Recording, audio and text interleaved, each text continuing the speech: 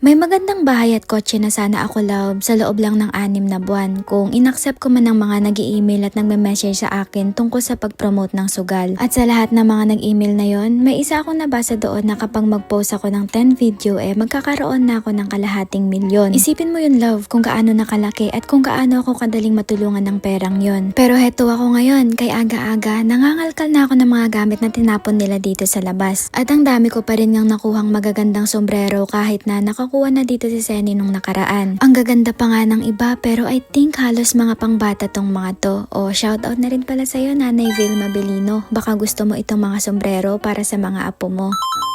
Pagbalik ko sa bahay, may box na sa tapat ng door namin. Binasa ko nga kung para kanino to. Laking gulat ko para pala sa akin. Lah, scripted yarn.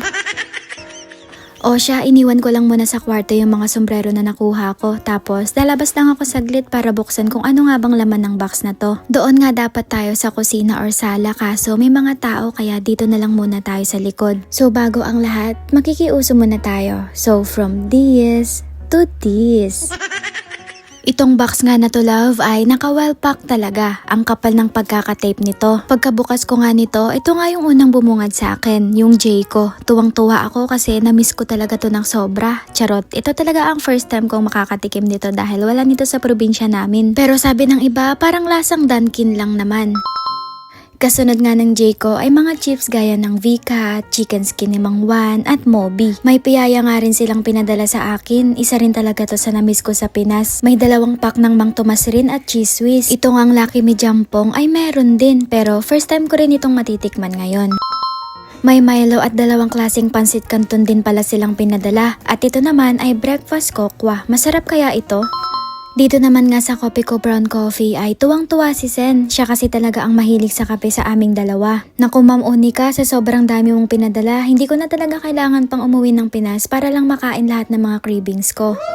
Dahil sa mga pinadala mong to, meron na akong pang-almusal, pang-tanghalian at pang-gabi ngayong araw at sa mga susunod pang linggo. Pero syempre, di ko naman to lahat uubusin ng isang upuan lang.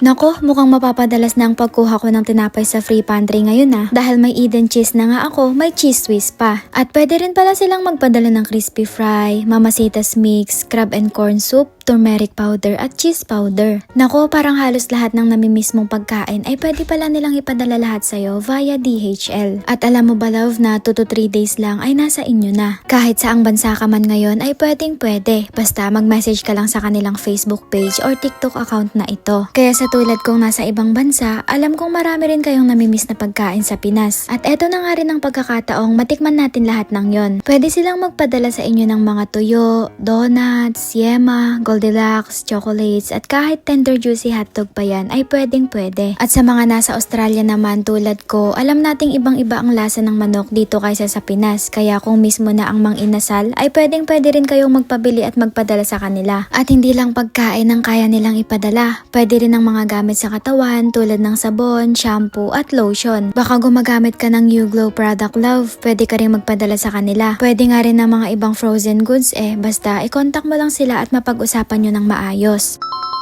Nga pala, nagtimpla na ako ng kape ngayon at magluluto na rin ako ng pananghalian ko. Titikman ko ngayon itong pinadala sa aking tuyo at magluluto na rin ako ng shrimp crackers. Namiss ko to ng sobra. 2 tuyo lang muna ang ipiprito ko dahil may tira pa naman akong ulam kanina na spam at kwek-kwek. Bali, ipang dadagdag ko lang pala to sa pananghalian ko. So ngayon, bakit ko pa kailangan mag-promote ng sugal para makuha ang kasiyahan ko? Dito pa lang sa pagkaing Pinas, solve na ako. Mabagal man ang pag-usad ng wala yon, pero at least kumikilos tayo sa malinis na pamamaraan.